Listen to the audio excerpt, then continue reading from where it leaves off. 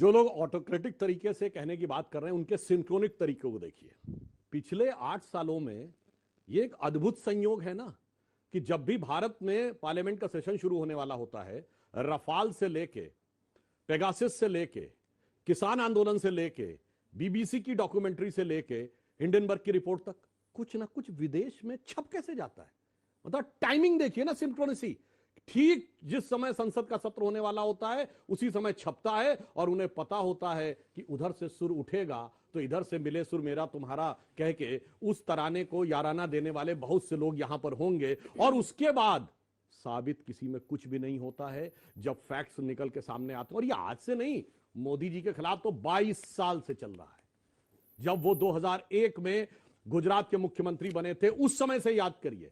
ये लोग तो वो हैं, याद करिए, जिन्होंने 60 सांसदों ने यूएस सीनेट को लिख के दिया था कि मोदी जी को वीजा मत दीजिएगा, जबकि मोदी जी ने जिंदगी में कभी वीजा के लिए अप्लाई नहीं किया था। उसमें कांग्रेस के भी सांसद थे। जो इनकी सरकार के समय भारत की सार्वभौमिकता का अपमान, भारत की संप्रभुता का अपमान, भारत के लोकतंत्र का अपमान, भारत की न्याय व्यवस्था का अपमान, मगर ये कुछ भी करते चले गए। एक दौर था कांग्रेस वर्सेस रेस्ट भारत की राजनीति में, आज हो गया बीजेपी वर्सेस रेस्ट। पर मैं संसद के अंदर था। देखिए, राष्ट्रपति के अभिभाषण के प्रति ये मर्यादा गरिमा है कि उसे शांतिपूर्वक सुना जाता है। प्रधानमंत्री जब भी बोलते थे तो लोग विरोध कर लेते थे, विरोध करने के बाद एक निश्चित स्तर के विरोध के बाद शांत हो जाते थे। परंतु पहले पॉइंट से लेके अंतिम मिनट तक लगातार इतना हो हल्ला शोर शराबा करता है। आपने देखा होगा सारे लोग माइक लगाए थे, माइक्रोफोन हम लोग भी लगाए थे, अन्यथा कुछ सुनाई नहीं पड़ता था। तो आज हमें पार्लियामेंट में जानते क्या दिख रहा था? It was Modi versus rest. But मैं कहना चाहूंगा it is best for the rest to accept that east or west Modi is the best.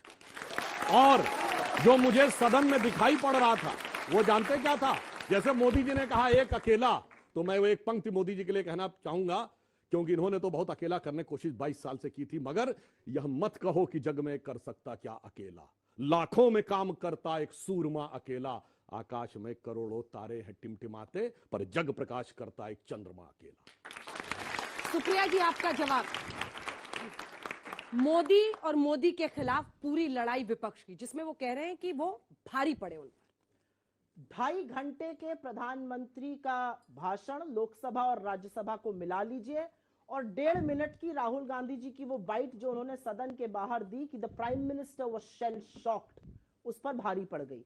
और मैं तो प्रधानमंत्री से बड़ी प्रेरित हूं। दुष्यंत कुमार जी की बड़ी चर्चा है, दुष्यंत कुमार जी को प्रधानमंत्री ने कोट भी किया। मैं इधर उधर की बात नहीं करूंगी क्योंकि काफिला तो लुट रहा है और जिसको बचाना है वो लुटा रहा है काफिला, मैं उसकी बात नहीं करूंगी। जिस कविता के प्रधानमंत्री जी ने कुछ पाठ पढ़े लोकसभा में उसी को आगे पढ़ देती हूं। मैं बेपनाह अंधेरों को सुबह कैसे कहूं, मैं नजारों का अंधा तमाशबीन नहीं, तेरी जुबान है झूठी जमहूरियत की तरह, तू एक जलील सी गाली से बेहतरीन नहीं। ये दुष्यंत कुमार किस दौर में लिखी गई थी ये भी बताइए। बीच में मत बोलिए, अभी मैं बोल रही हूँ। किस दौर में लिखी गई थी? राष्ट्र के नाम संदेश दे दिया, आप शांत रहिए। किस दौर में लिखी? ये जो अमृत काल चल रहा है और ये जो एक फिजूल का इंटरनेशनल कॉन्स्पिरेसी का एंगल आ जाता है।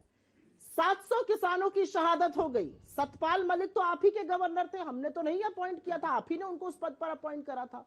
सतपाल मलिक जी का कहना है जब मैं प्रधानमंत्री से मिलने गया और मैंने कहा 700 किसानों की शहादत हो गई है, प्रधानमंत्री ने मुड़ के कहा मुझे क्या, मेरे लिए थोड़ी मर रहे हैं, और वो काले कानून आपको वापस करने पड़े थे।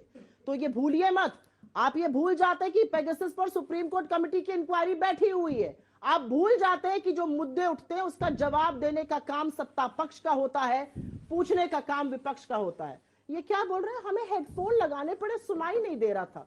2004 में राष्ट्रपति के अभिवादन का उत्तर दे रहे थे तत्कालीन प्रधानमंत्री डॉक्टर मनमोहन सिंह जी। इन लोगों ने ऐसा हो हल्ला और डिसेप्शन किया था कि वो लोकसभा में उनको टेंडर करना पड़ा, वो बोल नहीं पाए थे। जो जिनके घर शीशों के होते हैं वो दूसरों पर पत्थर नहीं फेंकते। आपका जो ट्रैक रिकॉर्ड दोनों हाउसेज में डिसरप्शन का है वो दूसरा है। मैं आपको एक लाइन सुनाना चाहती हूं और इस पर आपकी टिप्पणी चाहूंगी। नजर नहीं है नजारों की बात करते हैं, जमीन पर चांद सितारों की बात करते हैं, वो हाथ जोड़कर बस्ती को लूटते हैं, भरी सभा में सुधारों की बात करते हैं। मुझे तो इसमें कुछ अनपार्लियामेंट्री नहीं नजर आ रहा है।